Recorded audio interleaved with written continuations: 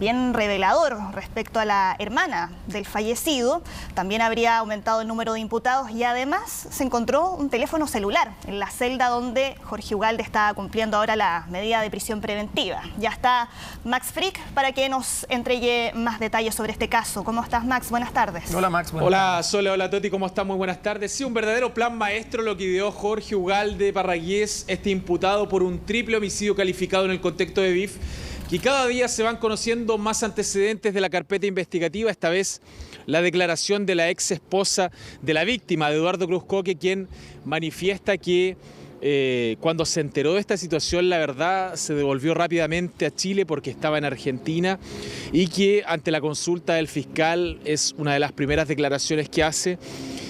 Cuando le habla de un parricidio con posterior suicidio, ella le dice en su declaración que esto es prácticamente imposible porque ella conocía el amor que sentía Eduardo por sus hijos, que era el mejor padre del mundo, y que en ningún caso tampoco Eduardo tenía una razón para quitarse la vida. Por lo tanto, ella fue una de las primeras personas que al ser interrogada expresó que había muy pocas posibilidades que se tratara de un parricidio con posterior suicidio. Bueno, esa tesis finalmente fue descartada y se comenzó a investigar otra línea investigativa que más bien apuntaba a una persona que habría ido a adquirir a un mall chino esa misma mañana del crimen varios elementos. Estamos viendo esas imágenes, entre ellas una pistola de juguete a balines y una máscara de Halloween. Él en su declaración, Jorge Ugalde, dice que esos elementos los adquiere para su sobrino, precisamente para que juegue en Halloween, pero todo eso se va descartando porque estos elementos son encontrados en la escena del crimen, que es la casa de las víctimas, y no la casa del imputado que estaba al otro lado. Por lo tanto, hay una tesis bastante burda que dice que incluso puede haber sido el perro de la familia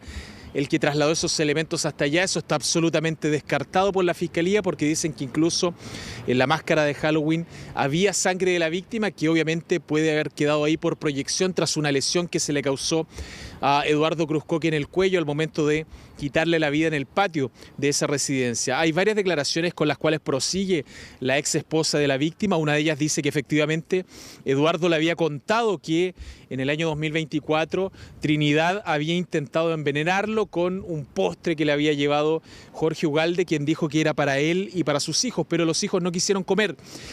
Eso por lo menos manifiesta la ex esposa de la víctima, porque dijeron que al momento de probar ese postre sintieron un gusto extraño, parecido a remedio, algo malo, decían los niños, y no lo quisieron comer. El que sí lo comió fue Eduardo Cruz Coque, quien terminó intoxicado en la urgencia de un hospital, internado varios días. Bueno, ese es un elemento que no fue denunciado en su momento, pero es un elemento revelador de la causa. Otra de las cosas que dice la ex esposa de la víctima es que Eduardo estaba muy contento porque efectivamente habían logrado vender un departamento en calle Bulnes, en el centro de Santiago, en cerca de 80 millones de pesos, de los cuales a él le correspondían cerca de 30 millones. Y ese es parte del dinero con el cual se presume que Trinidad Cruz Coque parte esa mañana del crimen hasta la comuna de Pichilemu en compañía de su amiga Helga Moller para adquirir un terreno en Pichilemu. Ella no estuvo en Santiago al momento en el cual se produce el crimen y el principal imputado de la causa, Jorge Ugalde Parragués, llama a Carabineros diciendo que había supuestamente un crimen en la casa al lado donde residía su cuñado y también sus sobrinos. Escuchemos declaraciones de precisamente el abogado de este imputado, quien refiere que si bien se ha especulado que la principal beneficiaria, bueno, vamos a ver las declaraciones de las personas que han figurado en esta causa como imputados, que son Jorge Ugalde y también Trinidad Cruz Coque, con respecto a la participación de ellos ese día en distintos eventos que realizaron. Veamos esas declaraciones. Recibí un llamado telefónico de mi esposo a las 20:09 horas, indicándome que había encontrado a mi hermano y mis sobrinos fallecidos al interior de su domicilio. Ante dicha noticia, tomé la decisión de no llegar a mi casa, por lo que me fui hasta el domicilio de mi amiga. Respecto a la herida en el tabique nasal que presenta mi esposo, asumo que se debe al cuidado del jardín, ya que tengo conocimientos de que estos días estuvo poniendo veneno de ratones, el cual instala en altura, siendo arriba de los árboles, para que no sea ingerido por nuestro perro. A su consulta referente a las lesiones cortantes que mantengo en mis manos, debo decir que una de ellas, la del pulgar derecho, me la hice hace unos 3 días atrás cortando con un cuchillo en la cocina, mientras cocinaba con Trinidad. mientras que las otras 5 heridas cortantes que mantengo en mis manos desconozco. Por otra parte, debo indicar que la PDI previamente me consultó qué había comprado en el mall chino y yo aseguré que solo fue un encendedor. No obstante, posteriormente me exhibieron una fotografía de las cámaras del mall chino, donde aparezco comprando una pistola negra a balines y no un encendedor, lo cual... Bueno, Max, estábamos conversando recién a propósito de las distintas estrategias que está siguiendo particularmente la defensa, ¿no?, de Ugalde, porque se señala que aquí también están intentando llevar la conversación o la sospecha a otros ámbitos, particularmente lo que hablábamos ayer, este testimonio revelador de la ex mujer de Cruz Coque, porque señalan que ella sería, si esto se tratara efectivamente de el móvil de la herencia, ella sería la única beneficiaria al morir tanto su ex marido como sus 2 hijos, ¿no? Sí, pero hay que aclarar una situación que se da particularmente con el tiempo de fallecimiento de las personas. Efectivamente, el abogado defensor Marcelo Castillo del imputado Luis Ugalde dice que acá la principal beneficiaria sería la ex esposa de la víctima. Claro, eso sí hubiesen muerto en fecha y tiempo distinto el padre y los 2 hijos. Vale decir, por ejemplo, primero muere el padre en un accidente, posteriormente mueren los 2 hijos y se alcanza a hacer la sucesión para los hijos.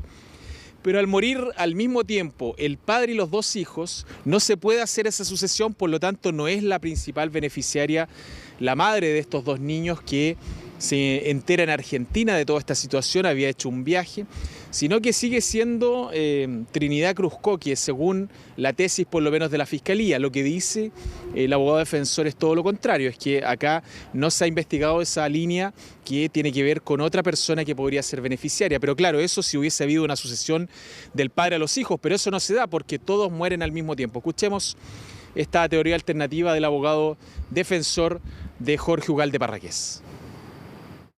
Acá se dice que era un problema de herencia, pero en caso de fallecimiento del ex marido y los hijos, ellos tienen una heredera que es la mamá de los niños. Entonces acá se apunta en una sola dirección, que es la de la hermana, pero también hay otro heredero que es la ex mujer, ¿no es cierto?, en cuanto madre de los hijos en común, que también debería ser investigado bajo esa misma premisa. Queremos saber si hay seguros, por ejemplo, quiénes son los beneficiarios de los seguros en caso de que falleciera cualquiera de las víctimas que están comprometidas en el caso, ¿no es cierto? Hay una declaración que es muy importante de los vecinos que vivían inmediatamente al lado, pareados con la casa donde ocurrieron los hechos, que escucharon ruidos a la hora, escucharon a 2 personas, una mujer que llamaba Eduardo, primero en voz alta, después en voz más baja, y que decía que pensaban ellos, luego escucharon golpes, que estaba matando un ratón. Entonces, eso me parece mucho más fuerte que empezar a hacer análisis o críticas respecto a los rasgos de personalidad de una persona que es introvertida, como para hacerla aparecer eventualmente como un psicópata, como un perverso, sin tener todavía ninguna pericia psiquiátrica. Claro, con esa última parte el abogado defensor se refiere a que mucho se ha criticado el actuar de Jorge Ugalde Parragués cuando encuentra los cuerpos al interior de este terreno en La Reina, porque en ningún momento pide ayuda de forma desesperada, no dice inicialmente que son su cuñado y sus sobrinos, pareciera ser una escena que es ajena para él emocionalmente, y él dice que él es una persona que tiene esos rasgos y que eso tendrá que corroborarlo un examen que se le va a pedir al servicio médico legal, un examen psiquiátrico y psicológico, y que no tiene nada que ver con imputabilidad, porque ellos hasta el momento no reconocen a Jorge Ugalde, él como defensa, como autor de este triple homicidio ocurrido en la comuna de La Reina, y que va a seguir cuestionando las tesis de la Fiscalía porque dice que su representado le ha manifestado incansablemente que es inocente en este caso. Claro, nuevos antecedentes que se van conociendo de un caso tremendo. Estamos hablando aquí de un padre, de 2 hijos adolescentes, además que todos esperan que se pueda hacer justicia después de este asesinato. Muchas gracias, Max. Que estés muy bien. Buenas tardes. Gracias, Max.